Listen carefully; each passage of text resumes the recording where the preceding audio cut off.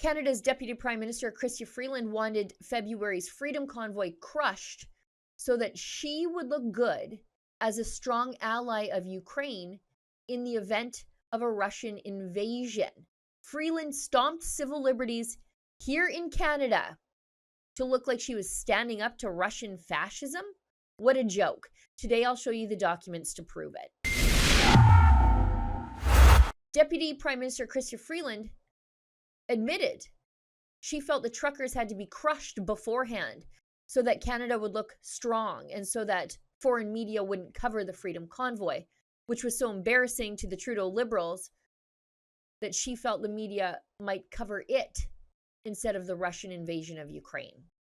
The shocking revelation of Freeland's willingness to sacrifice the rights of peaceful anti-regime protesters here in Canada to look like a good ally of Ukraine was buried deep inside her interview summary with the Public Order Emergency Commission. The POEC, as it's called, was headed by Justice Paul Rouleau. It was the official examination of the use of martial law via the never-before-used Emergencies Act to end the weeks-long peaceful Freedom Convoy of February 2022.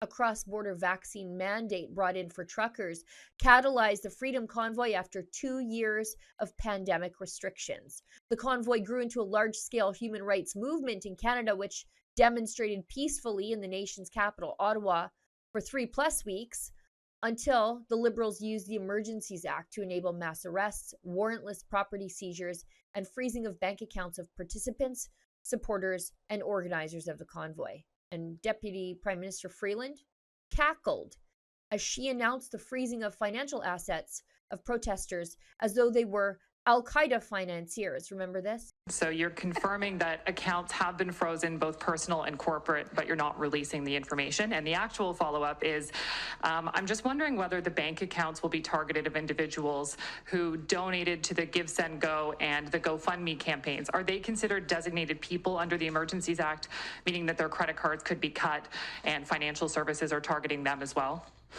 Okay, so the names of both individuals and entities, as well as crypto wallets, have been shared by the RCMP with financial institutions, and accounts have been frozen, and more accounts will be frozen.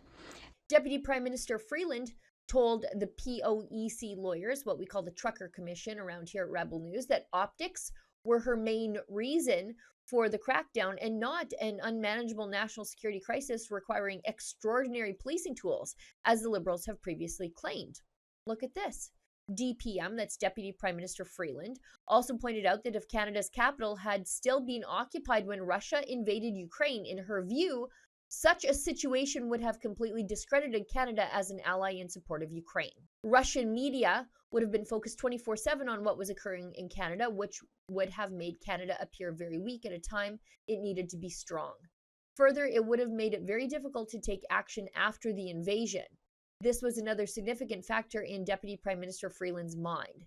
There were dates circulating about when exactly the invasion would happen, such that from early February, she was constantly wondering whether it would occur on a given date. As we know now, Russia did not fund the truckers, as previously alleged by crazy people at the CBC. Remember this clip? I do ask that because, given Canada's support of Ukraine in this current crisis with Russia, I don't know if it's far-fetched to ask, but there is concern that Russian actors could be continuing to fuel things as this protest grows, but perhaps even instigating it from the outset.